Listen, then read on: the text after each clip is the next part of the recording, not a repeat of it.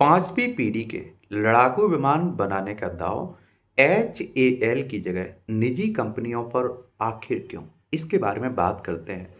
तो भारत ने 27 मई को स्वदेशी फाइटर जेट बनाने को लेकर एक अहम ऐलान किया है। तो रक्षा मंत्रालय का कहना है कि एडवांस मीडियम कॉम्बैक्ट एयरक्राफ्ट के पांचवें प्रोटोटाइप तैयार किए जाएंगे। इसके लिए मंत्रालय ने तीन निजी कंपनियों Tata advance system L&T, BEL और डायनामेटिक कंसोर्टियम और Bharat force BEML data पेटर्स consortium को चुना है। भारत को अमेरिका और रूस ने F-35 और सुखोई 57 विमान देने का ऑफर दिया था, लेकिन इसके बावजूद उसने घरेलू स्तर पर इसे तैयार करने की और कदम बढ़ाया है। खास बात है कि सरकारी विमान निर्माता कंपनी हिंदुस्तान एरोनॉटिक्स लिमिटेड को इसके लिए नहीं चुना गया है। और AMCA मध्यम वजन वाला मल्टी रोल दो इंजन वाला स्टेल्थ फाइटर जेट होगा और जिसे भारतीय वायुसेना की जरूरतों को ध्यान में रखकर डिजाइन किया जा रहा है। और AMCA के प्रोटोटाइप के लिए करीब 1.56 अरब डॉलर, करीब 13,390 करोड़ का रुपए का बजट तय किया गया है, जिसका पूरा खर्च सरकार उठाएगी। कौन उठाएगा? सरकार उठाएगी।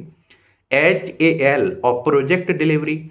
तो आप देखिए, भारतीय वायुसेना पहले भी HAL पर प्रोग्राम में देरी और समय में पर विमान ना देने को लेकर नाराजगी जताती रही है और ये एक बहुत बड़ा मुद्दा रहा है। रक्षा मामलों के जानकार और वरिष्ठ पत्रकार राहुल बेदी कहते हैं, आज जो प्राइवेट कंपनियों को चुना गया उसकी नजीर पहले ही तय की जा चुकी थी। बेदी का कहना है कि साल 2008-9 में जब AK एंटनी रक्षा मंत्री थे, तब भारत ने एयरबस के साथ कॉन्ट्रैक्ट साइन किया था। उस समय AK एंटनी ने साफ साफ कह दिया था कि इसमें HAL शामिल नहीं होगा। HAL ने बहुत जोर लगाया उन्हें कॉन्ट्रैक्ट के बिड में शामिल किया जाए। यह तय किया गया कि कॉन्ट्रैक्ट प्राइवेट कंपनियों को ही मिलेगा और ऐसा ही हुआ। टाटा के साथ एयरबस ने भी C-295 का कॉन्ट्रैक्ट साइन किया। आज की तारीख में बड़ौदा में इसकी फैक्ट्री है। और एक्सपर्ट्स का कहना है कि HAL के पास बहुत सारी कॉन्ट्रैक्ट हैं और वो उनकी क्षमता से ज्यादा है और बीते 20 से 40 साल में उनकी डिलीवरी काफी कमजोर हुई है, इसलिए प्राइवेट सेक्टर को तवज्जो दी गई है। सरकार ने चुनी गई कंपनियों को पहला प्रोटोटाइप तैयार करने के लिए 30 महीने की समय सीमा दी है। 5 उड़ान के लाइव प्रोटोटाइप और एक स्ट्रक्चर टेस्ट एयरक्राफ्ट बनाने की फैसिलिटी आंध्र प्रदेश के पुट्टपर्थी में होगी, जहां ये प्लांट 650 एकड़ इलाके में बनेगा। रडार पर आसानी से ट्रेस ना हो पाने वाला आधुनिक लड़ाकू विमान होगा ये। इंडियन एक्सप्रेस में छपी एक रिपोर्ट के मुताबिक AMCA एक 25 टन वजनी 2 इंजन वाला आधुनिक लड़ाकू विमान होगा, जिसमें एडवांस स्टेल्थ तकनीक का इस्तेमाल किया जाएगा।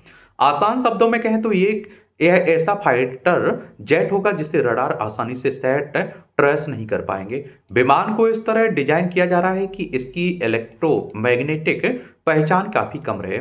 इतना ही नहीं, इसमें आधुनिक सेंसर और हथियार होंगे और जिनकी मदद से यह आसानी से युद्ध के दौरान दुश्मन का पता लगाकर उन्हें निशाना बना सकेगा।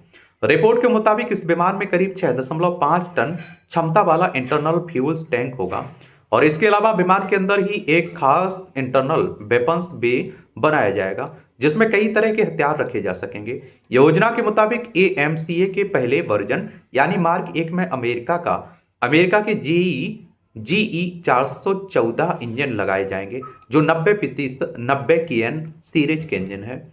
वहीं मार्क 2 के लिए ज्यादा पावरफुल इंजन विकसित करने की योजना है। यह इंजन भारत के गैस टरबाइन रिसर्च इस्टेब्लिशमेंट विदेशी डिफेंस कंपनी के साथ मिलकर तैयार करेगी।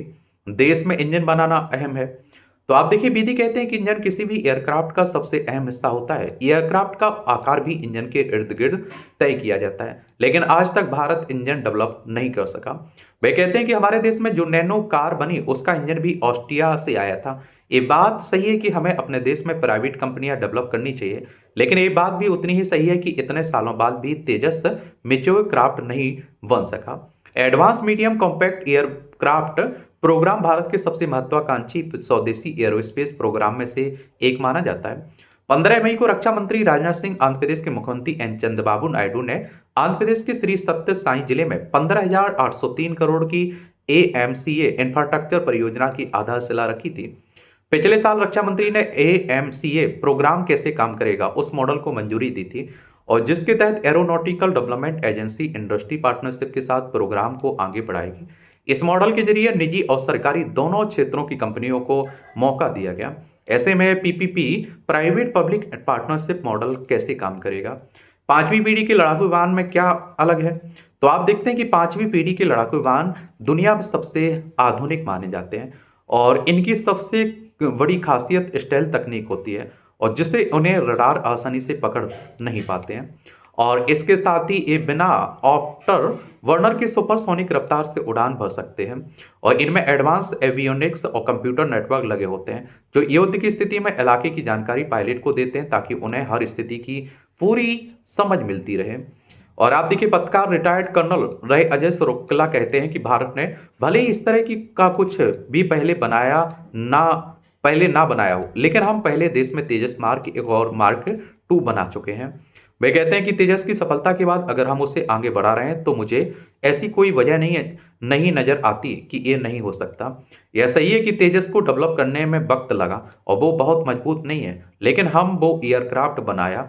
शुक्ला का कहना है कि 1983 में ये प्रोजेक्ट बना, 1992 में फंड अलोकेट हुआ, 2001 में पहला प्रोटोटाइप आया और इसमें वक्त लगा। लेकिन कोई भी देश जहां फाइटर एयरक्राफ्ट बना वहां भी वक्त लगता है। राहुल बेदी मानते हैं कि अगर अमेरिका, रूस, फ्रांस, स्वीडन जैसे देश में प्राइवेट कंपनियां फाइटर एयरक्राफ्ट बना रही हैं तो ऐसा इसलिए हो रहा है क्योंकि उन्होंने वो क्षमता अपने प्राइवेट सेक्टर में डेवलप की है और भारत को देर से ही सही ये क्षमता बनानी होगी। आगे निकलता चाइना हमारा पड़ोसी है। फिलहाल भारत के पास पांचवी पीढ़ी का कोई लड़ाकू विमान नहीं है। भारतीय वायुसेना अभी मुख्य रूप से चौथी और 4.5 जनरेशन के कॉम्बैक्ट क्राफ्ट पर निर्भर है, जिनमें सुखोई 30 मार्क 1, दासो, रफेल, HL तेजस और मिग 29, मिराज 2000 और जगुआर जैसे विमान शामिल हैं। वही चीन पहले से ही एडवांस स्टेल्थ कॉम्बैक्ट फाइटर का इस्तेमाल कर रहा है। उसने 6G जनरेशन का प्रोटोटाइप जैसे चेंगदू J-36 और सेन यांग J-50 भी पेश किया। माना जा रहा है कि पाकिस्तान आने वाले सालों में चीन के J-35 स्टेल्थ फाइटर जेट को अपनी वायुसेना में शामिल कर सकता है, खरीदें या फिर खुद बनाए। तो ऐसे में भारत, रूस या अमेरिका से एडवांस स्टेल्थ कॉम्पैक्ट फाइटर खरीदने के बजाय इसे डेवलप करने जा रहा है, जिसकी डेडलाइन 2035 है। ऐसे समय जब दुनिया की जियोपॉलिटिक्स में स्थिरता बनी हुई है, क्या भारत एयरक्राफ्ट के मामले में इस तरह की सैन्य क्षमता की कमी सहन कर सकता है? अजय शुक्ला इस सवाल पर कहते हैं कि अगर हम यही सोचकर खरीदते ही जाएंगे तो इस तरह अपना एयरक्राफ्ट डेवलप कर पाना मुश्किल होगा। वे कहते हैं हमें इस परेशानी का हल निकालने का तरीका खोजना होगा, हमें टेक्नोलॉजिकल हल खोजना होगा, तभी हम आगे बढ़ सकते हैं, वरना हम हमेशा ही खरीदते ही रह जाएंगे। बेदी भी यही मानते हैं कि क्षमता डेवलप की जाती है। वह कहते हैं बड़ी बड़ी प्राइवेट कंपनियां जैसे लॉकहीड मार्टिन, बोइंग, दासो, इन सब ने कभी तो शुरुआत की होगी, तो उसी तरह हमारी अब शुरुआत हो रही है। कभी ना कभी तो हम अपनी क्षमता डेवलप करना ही होगी। बेदी का मानना है कि लेकिन इसमें दो चीजें हैं, एक वक्त और दूसरा पैसा, दोनों ही काफी लगेगा। 1983 में तेजस के लिए प्रोग्राम शुरू हुआ, 40 से ज्यादा साल लग गए, लेकिन आज भी तेजस की मेच्योरिटी 60% है। उससे भी जरूरी बात है कि तेजस के 50% हिस्से बाहर से मंगाए जाते हैं और उसका इंजन भी हम नहीं बना पाए, तो हम बिल्कुल जीरो से ही शुरू कर रहे हैं। बाकी आप लोग क्या सोचते हैं, अपनी राय जरूर बता सकते हैं। धन्यवाद।